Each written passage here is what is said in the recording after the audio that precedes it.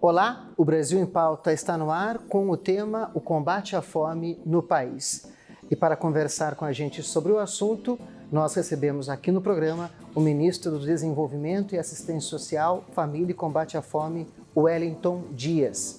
Bancário e escritor, com formação em letras e políticas públicas, Wellington Dias já foi governador do Piauí em 4 oportunidades e no ano passado elegeu-se pela segunda vez como senador pelo estado. Wellington Dias também trabalhou no governo de transição e foi escolhido pelo presidente Lula para chefiar o ministério e combater a fome no país.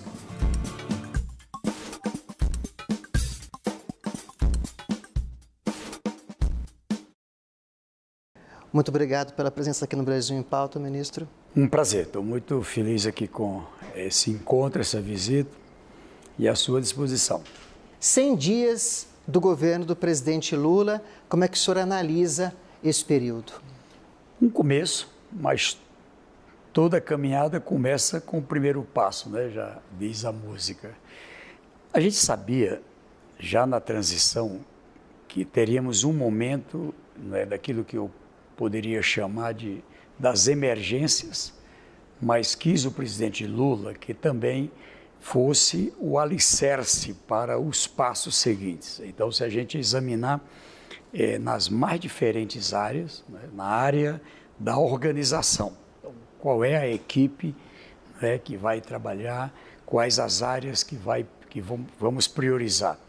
A economia, né, ter o esboço daquilo que se chamou de arcabouço fiscal, para que a gente tenha uma condição de destravar a economia. No social, a gente reorganizar, trazendo de volta o Brasil e, junto com a volta do Brasil, a volta do Bolsa Família. E não apenas mais, como praticou-se até bem pouco tempo, como transferência de dinheiro. Na verdade, é um projeto que traz a ciência, onde a gente, além de garantir um valor per capita, um valor por pessoa, esse olhar especial para a criança, ali a fase da gestante, na gestação, a criança, depois o adolescente, naquela fase da vida em que você tem uma oportunidade de abrir uma nova história para aquela vida, né, integrada com outros programas, integrado ali com o Minha Casa Minha Vida, que também foi reapresentado, integrado com o programa de aquisição de alimentos, energia. Aquela família está no cadastro único, está no Bolsa Família, não tem energia onde ela mora, não tem água potável, não tem comunicação. Então, tudo isso é parte, não é, de um objetivo que é trazer qualidade de vida. E agora, uma missão nova dada pelo presidente aqui no MDS, que é garantir que estas pessoas, além de serem cuidadas, também tenham uma oportunidade para o emprego e para o empreendedorismo. Garantir ali uma condição de ter o benefício, mas também a chance, não é, de fruto do trabalho, fruto do seu talento, do empreendedorismo, também crescer. Agora, o Bolsa Família ele tem um reconhecimento internacional, não é isso, ministro? Eu queria que o senhor falasse um pouquinho desse reconhecimento internacional do programa, para depois a gente falar um pouquinho sobre essa nova etapa. Olha, é maior do que a gente pensa. Esses dias eu recebi uma visita da presença do governo, a embaixada da China, para onde agora o presidente Lula está fazendo uma agenda. Aliás, nessa agenda a gente aqui tratou de uma preparatória, porque na ida do presidente à China, Brasil e China vão celebrar um memorando de entendimento para trazer de volta à pauta do mundo o tema do combate à fome. Quando a gente fala combate à fome, ela tem a ver com segurança alimentar e nutricional, ou seja, o que um país como o Brasil produz de alimentos, o que para exportação, o que para a mesa do brasileiro. Isso tem que ser planejado, senão dá errado e impacta, não é, no custo do alimento, como aconteceu um crescimento muito alto no custo do alimento, e os mais pobres é quem pagam mais. Mas também a garantia de um olhar para a população quem está na extrema pobreza, quem está na pobreza, quem está mesmo na baixa renda, aqui tem que ter toda uma atenção. 82 países vieram ao Brasil e caminharam na direção que foi o Brasil. Veja a própria China que eu citei. Em 2007, começaram a trabalhar na experiência brasileira e eles avançaram, não é? O Brasil já em 2014 saiu do mapa da fome, o Brasil saiu do mapa da insegurança alimentar e nutricional, o Brasil reduziu pobreza, reduziu a extrema pobreza principalmente. O que aconteceu lá na frente? E fez crescer a classe média. Lá na frente, o Brasil volta para o mapa da fome, volta para o mapa da insegurança alimentar, exatamente no ano que a China estava saindo. E a China fez crescer a sua classe média, né? Então, isso, agora, nesse acordo que nós estamos fazendo, nós vamos já trocar experiências, coisas que a China faz que tem dado bom resultado, e nós também queremos aqui colocarmos à disposição para a experiência brasileira. No caso, é muito importante para o Brasil esse caminho de fazer crescer a classe média. A China tinha 200 milhões de pessoas na classe média, foi para 400 mil e depois para 400 milhões, depois 600 milhões na classe média. E isso o Brasil já alcançou lá atrás, 54%. Então, quando um país tem, como o Brasil, a partir de um alicerce de proteção social, apostar muito firme na educação, na qualificação, no crescimento do empreendedorismo, que é isso que o presidente Lula traz de volta. Quando ele fala, o Brasil voltou a ter um plano, voltou a ter um planejamento, voltou a ter um olhar para as mais diferentes áreas. Neste evento dos 100 dias do governo do presidente Lula, o próprio presidente falou que a razão de ser de um Estado é ele propiciar aos mais humildes condições para que eles tenham uma vida boa, uma vida melhor. O Bolsa Família permite isso? O Bolsa Família, ele é um passo largo, mas é preciso reconhecer que é uma medida de proteção que, vamos dizer assim, ela não tem um prazo para terminar, porém tem um objetivo claro, é o Estado brasileiro, dialogando com a família, apostar num plano daquela família.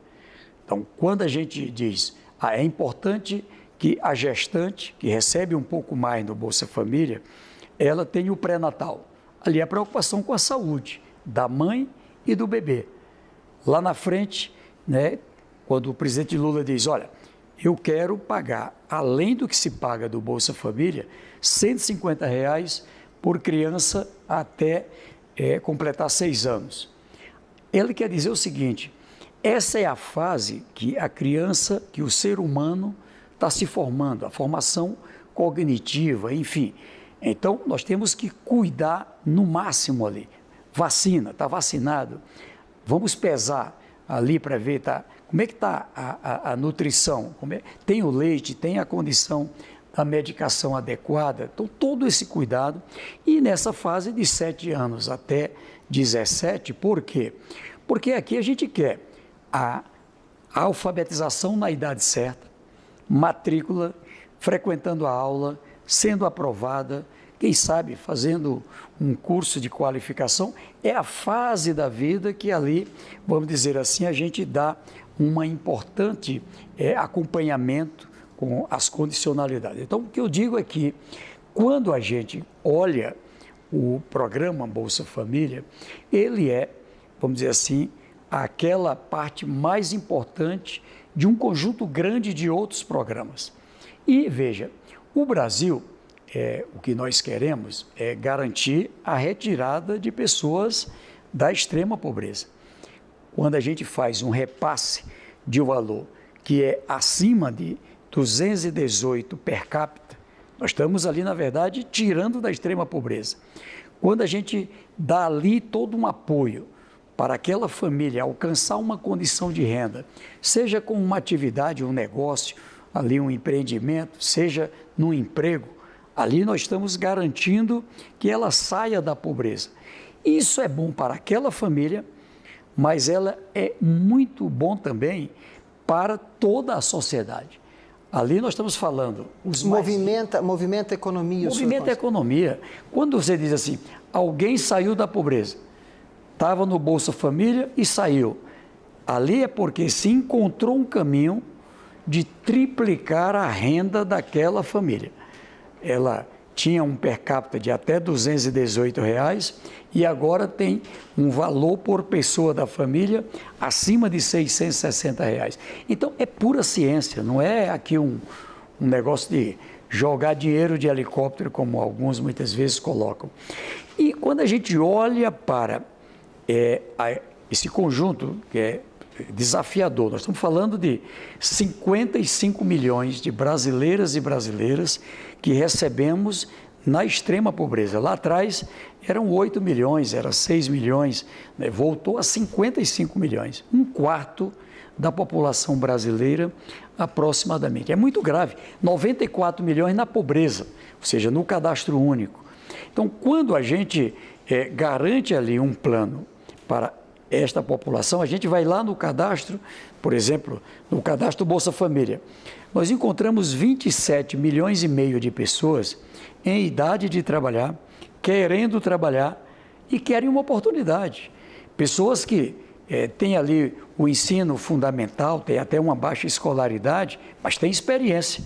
Sabe plantar melancia, sabe criar galinha, sabe trabalhar, não é, com costura, sabe trabalhar na gastronomia, é um talento no esporte, é um talento na cultura, ou seja, e quando a gente olha mais, nós vamos encontrar muita gente que está fazendo ensino médio ou já tem ensino médio, já tem um curso técnico ou está fazendo um curso técnico, está na universidade ou já concluiu a universidade, pessoas que têm pós-graduação, e não é fraude, mas é parte de uma família que depende da transferência de renda para poder ter uma condição, não é, de viver. Então, o presidente Lula, ele viveu, eu também vivi, muitos viveram no Brasil, a experiência da pobreza e da extrema pobreza. O que desejamos? Um país que é uma das maiores potências do mundo econômica, que é dos maiores produtores de alimento, saia dessa situação vexatória. A gente quer ultrapassar e colocar o Brasil no devido lugar. E aí o caminho é olhar para esse povo que só quer uma oportunidade e a gente vai dar. Ministro, a gente vai para um rápido intervalo, mas eu já queria deixar uma pergunta para o senhor responder no começo do segundo bloco. Se associado ao Bolsa Família, vocês estão pensando, estão gestando algum programa de capacitação justamente para incluir esses milhões de pessoas no mercado de trabalho? Mas o senhor responde na volta. Vamos para um rápido intervalo e voltamos em instantes com o ministro do Desenvolvimento e Assistência Social, Família e Combate à Fome, Wellington Dias. Não saia daí.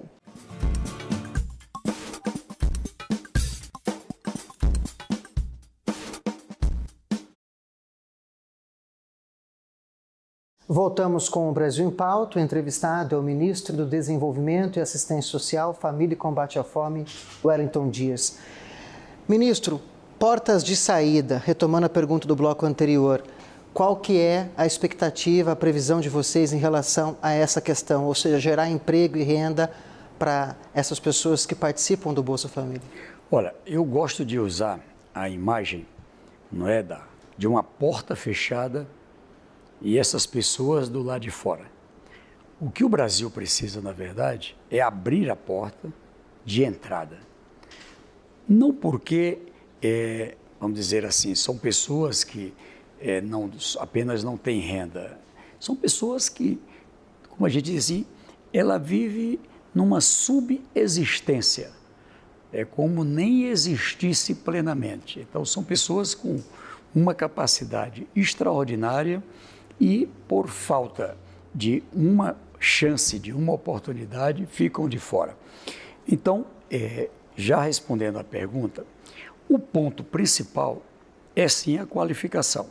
Estamos trabalhando um conjunto de ministérios, o MDS, o Ministério do Trabalho, o MEC, Fazenda, o Ministério da Indústria e Comércio, lá com o ministro Geraldo Alckmin, a Casa Civil, para que a gente possa apresentar ao presidente Lula um caminho semelhante ao que foi o Pronatec. O que a gente está propondo alterar, melhorar nessa volta do Pronatec? A necessidade de trabalhar, primeiro, formação para o trabalho, mas também para o empreendedorismo. O brasileiro, a brasileira, tem uma capacidade empreendedora extraordinária. O outro, se a gente tem aqui um público que quer uma oportunidade, que tal se o Brasil inteiro se voltar para o cadastro único na hora de tomar uma decisão de contratação? O próprio governo federal, além dos concursados, tem uma quantidade grande de contratados, terceirizados, enfim, os estados, os municípios e o setor privado. O setor privado vai trabalhar a construção civil, precisa de pedreiro, de eletricista. E se a gente olhar para o cadastro único, qualificar pessoas dali, já no padrão da empresa que vai contratar, o estado, o município precisa de vigia, precisa de vigilante, precisa de pessoa de limpeza, administrativo, motorista, enfim. E se a gente qualificar do cadastro único e dar uma oportunidade? Mas, além disso, nós vamos encontrar lá também pessoas que, tendo uma oportunidade, pode ser ali um empreendedor, uma empreendedora. São muitas experiências bem-sucedidas nessa área. Aqui, o que estamos trabalhando? A maior dificuldade de um empreendedor ou empreendedora é porque não tem a garantia. Quer tomar um empréstimo? Tá bom, cadê a tua garantia? Cadê o avalista? Você tem renda? Não. Tem um imóvel? Tem um bem? Não. Então, nós estamos trabalhando uma experiência que o Brasil já conhece, que é o Fundo Garantidor para o Investimento. E ter o consultor social, ter aquela pessoa que é quem organiza o projeto, ali faz um estudo. Olha, se alguém que é de uma média, uma grande empresa, precisa de um consultor, uma consultora. Então, como é que a pessoa ali que tem mais dificuldade não tem? Então, ali a gente quer pagar pelo projeto, pagar pela implantação do projeto com a devida assistência técnica, pagar para que tenha ali o resultado. Alguém quer botar uma lanchonete, o outro quer plantar aqui melancia. Os dois precisam de uma consultoria. Então, recebem esses estruturadores de projetos, esse consultor social ou consultora, recebem por isto. É o SEBRAE, é uma área de um governo municipal, estadual, ou mesmo federal, é uma empresa, é um escritório. Ou seja, a gente quer abrir para quem queira participar desse processo. E com esse fundo garantidor, fazemos uma captação na base de 1 para 12, já foi praticado também no Brasil. Se a gente colocar 1 bilhão e 700 milhões de fundo garantidor, nós vamos ter 20 bilhões de crédito e os bancos são obrigados a colocar um dinheiro, no mínimo 2% das suas captações de depósito para os pequenos. Agora a gente quer que, além de ser para os pequenos, e se a gente destinar uma fatia desse dinheiro para os que estão no cadastro único? Então, o olhar do presidente Lula é que, na volta do Bolsa Família, na volta do Brasil, a gente possa aqui ser um país de oportunidade. Um país de oportunidade. Quando ele faz a grita contra a taxa de juros, ele tem razão. Não é razoável um país como o Brasil, com todas as condições que tem, e pagando uma taxa de juro real que é, no mínimo, 8,75%. Então, há necessidade de encontrar um caminho, o Banco Central ter lá a sua a autonomia, ter lá, mas tem que ter, eu diria, um respeito aos princípios econômicos. Qual é o lugar do mundo, e muitos em situação de financeira, pior que o Brasil. E aí, o Brasil cobrando uma taxa que nenhum país do mundo cobra. Agora, o senhor falou de utilizar esses milhões de pessoas que estão no cadastro único, por exemplo, em diferentes iniciativas nos estados, municípios e no governo federal. A gente tem 14 mil obras paradas no país. Exato. Essas pessoas podem ser utilizadas para retomar essas 14 mil obras? Sim, eu já fiz aqui um diálogo com todas as áreas do governo, setor da construção civil, e mais investimentos também em parceria público-privada e mais investimento dos estados e dos municípios, para que ali onde tem um canteiro de obra, a gente também tem uma condição de formação, a formação teórica e a formação prática, mas no padrão, inclusive daquela empresa, porque muitas vezes você faz uma formação e quando chega na empresa, ele testa, tem que qualificar quase que novamente. Então, há necessidade desse caminho. E assim, no comércio, na indústria, na área do turismo, na área das energias, na área de gás, petróleo, em qualquer área, a gente trabalhar as condições da qualificação para o emprego, mas também a qualificação para o empreendedorismo. Agora, a parceria com estados e municípios é fundamental, inclusive na inscrição do cadastro único. Como é que está sendo essa interlocução com estados e municípios? Vocês fizeram um pente fino no cadastro único, não foi isso, ministro? Olha, o que a gente teve foi algo que nós estamos longe de imaginar. Primeiro, se quebrou todo um pacto federativo que havia. Ali, olha, não tem mais conselho, não tem mais conferência, não tem mais segurança do repasse do dinheiro do cofinanciamento, que sustenta cada centro de referência da assistência social em cada município do Brasil.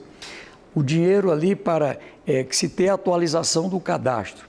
Quando isso aconteceu, o que ofereceram em troca? Aliás, a própria rede de fiscalização e controle do Bolsa Família, com o Ministério Público, TCU, tudo isso aqui foi rasgado, não tem mais.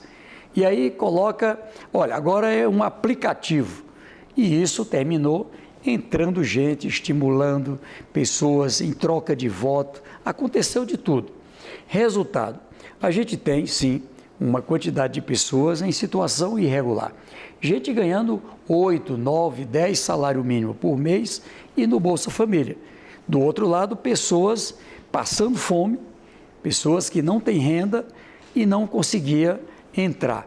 Então, agora a gente está reorganizando com a atualização do cadastro e com o Busca Ativa. Nós liberamos agora cerca de 200 milhões de reais e vamos liberar mais outra parcela igual para os municípios, para ir atrás das pessoas, né, que estão em situação de rua, pessoas que estão em periferia das cidades, em situação de passar fome. O objetivo, não é, neste caso, é atender a quem precisa. Agora, março, abril, nós estamos chegando a quase 1 milhão de famílias que estavam fora e passam a entrar, mas também desligando quem não tinha o direito. Agora, o senhor comentou no primeiro bloco esse fato da segurança alimentar. O Brasil é um dos 5 maiores produtores de alimentos no mundo. O senhor está falando dessa parceria renovada, desse acordo que vai ter entre o Brasil e China. Quer dizer, é um paradoxo nós estarmos entre os 5 maiores produtores de alimento no mundo e terem 33 milhões de pessoas no mapa da fome. Vamos conseguir superar isso nesses 4 anos, ministro? Vamos. Veja que somente com a mudança que fizemos no Bolsa Família, a própria Fundação Getúlio Vargas, não é, já sinalizou, sobre isto, 3 milhões de famílias já saem da extrema pobreza. E é um começo. Eu acredito que quando implantarmos todas as etapas, nós vamos chegar a cerca de 8 milhões de famílias que só com a transferência de renda, mas também com a presença do PA, o Programa de Aquisição de Alimentos, lá com o ministro Paulo Teixeira, lá com o Programa de Alimentação Escolar, com o ministro Camilo, a ministra da Saúde, a garantia de que a gente tenha essa integração, isso aqui garante uma condição de pessoas deixarem essa relação dos 33 milhões, 8 milhões de famílias, nós estamos falando de cerca de 24 milhões de pessoas. O Brasil já fez isso com o Lula presidente, depois com a presidenta Dilma, e vamos fazer, e eu acho que hoje com muito mais maturidade. Agora, o que a gente quer é ir além, garantir não só essa proteção social, mas também um caminho seguro para as pessoas crescerem. Eu sonho com muita gente que hoje vive uma situação de miséria, de pobreza na classe média. Isso é bom para o Brasil, é bom para essas pessoas e é ótimo para o Brasil. Significa poder, além do dinheiro de comida, da energia, da água, ter também uma condição, não é, de comprar ali um calçado, de ter um lazer, não é, de comer um churrasquinho, como o presidente Lula sempre diz. E isso aqui é o que sustenta. Quanto mais o Brasil tiver pessoas com capacidade de consumo, por isso o aumento real do salário mínimo, por isso, não é, a desoneração aqui, na tabela do imposto de renda, a gente elevando as faixas de isenção, tudo isso aqui é para aumentar o consumo. Isso tem um efeito cascata, um olhar para a classe média, fazer crescer a renda de quem já é da classe média e crescer o número de pessoas na classe média. Esse caminho o Brasil vai compreender cada vez mais. Começa agora em 23, em 24 a gente já vai sentir de modo mais forte, em 2025. Como eu disse, o que a gente fez agora nesses 100 dias foi um passo, mas um passo importante para uma caminhada, não é, em direção à esperança, em direção a um Brasil melhor. Eu sou assim bastante entusiasmado, estou com muito otimismo. Temos um bom timoneiro, um presidente com a experiência já de 2 mandatos de presidente, um vice-presidente que foi 16 anos governador, muitas pessoas que estão na equipe com grande experiência e integrando pelo diálogo. Volta o diálogo, volta a democracia. É o governo central conversando com os governadores, com os prefeitos, fazendo parceria com o setor privado, com os trabalhadores, com os movimentos sociais. Eu acho que é esse Brasil que se abre para o mundo, numa relação madura com todas as regiões do mundo. Então, eu estou assim bastante confiante, não é, que a gente agora é uma caminhada cada vez mais em direção a um futuro melhor. Muito obrigado pela entrevista, ministro. Já deixo o convite para o senhor voltar para contar esses novos passos para a gente. Eu que agradeço aqui, muitas bênçãos de Deus aí para nos iluminar aí nessa caminhada. Eu conversei com o ministro do Desenvolvimento e Assistência Social, Família e Combate à Fome, Wellington Dias.